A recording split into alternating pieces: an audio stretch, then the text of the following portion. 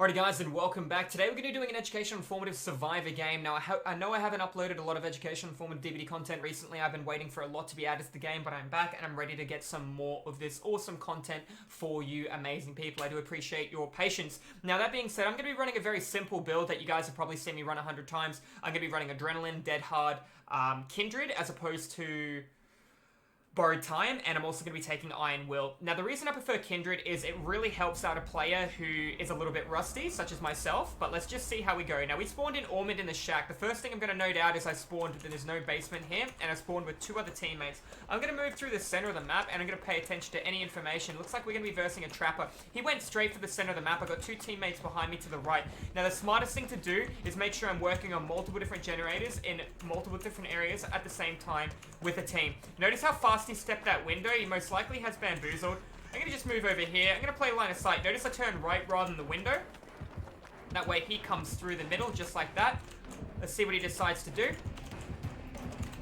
If he wants to place that at the window, that's fine by me. He's stepping the window with his bamboozle. No, he's just fast as fuck. Alright, through around. This is a very bad loop where he can basically M1 me over it. If he lunges, we're living the dream. He went around. That's fine. I'm going to go round to two. I don't have a window to be able to utilize against this guy, and he will have Bloodlust. I want him to lunge nice and early. He wants me to use a pallet. This is deadly because I don't have Dead Hard accessible. Good for him. He's looking for the Bloodlust hit. Alright, this is going to be very hard to try and play around a killer who has Bloodlust. Yeah, unfortunately, there's no window to utilize. Blah, blah, blah, blah. He hasn't even placed a pallet. I'm going to just move this way because it's a longer loop for him. Yeah, I'm going to take him over here to where I have something. Notice that he has only placed one bear trap. This is a very strong loop that I will have access to. Not this one here, the one a little bit further away. Man, I keep getting schooled on these really bad loops. Let's just sidestep and take him over here. He has Corrupt Intervention. I'm pulling him to a corner of the map, which is good. He has another bear trap. I'm going to go around the back end rather than playing the window. He lost two generators. He placed one trap directly in front of me, and hopefully this gamer doesn't run straight into it right now. Gave her the pallet, and she's waiting at the pallet. Now, if he's smart, he's going to get her to step in it by his pathing. Okay, the pallet is not broken, which is good to know. I'm going to come over here. I'm going to set off this Darkened Tar bear trap, which is good. Now, I feel bad that I gave him two pallets and I took a hit. The loops were very small for a killer that had 115% movement speed, so we have to be a bit more mindful. Everybody is injured. Let's look on the bottom left. Our obsession is in chase. Nobody else has been hooked in the game. The fact that nobody is healed right now makes me feel that they're working on different generators. Now, this is where Iron Will's going to come into play. It's going to give me the ability to mute my cries of pain. I still make breaths of pain. I still make sound when I run on wooden floorboards or snow in this case. I will still inhale and exhale when I get in or out of a locker. So there are still sound indicators, but I like to think of the fact that I've removed 33% of what a killer uses to track.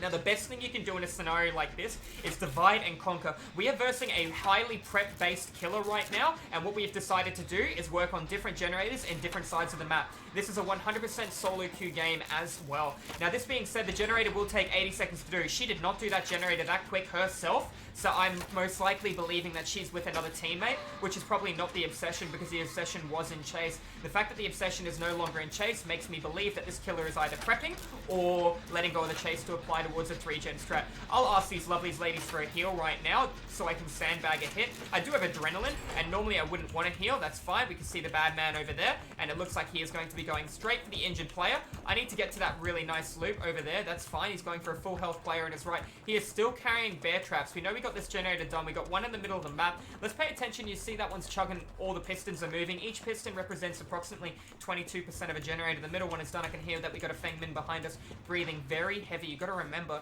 this sound is what a killer uses to track you as well, because scratches only last 10 seconds. 7 when you're, 7 they're nearly unreadable, but, you know, they go up trees and all kinds of jazz.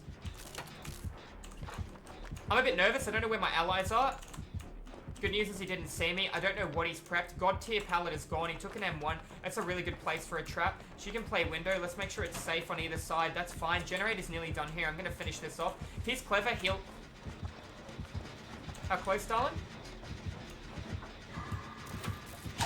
Best time for a skill check. We'll take the adrenaline. We'll dip.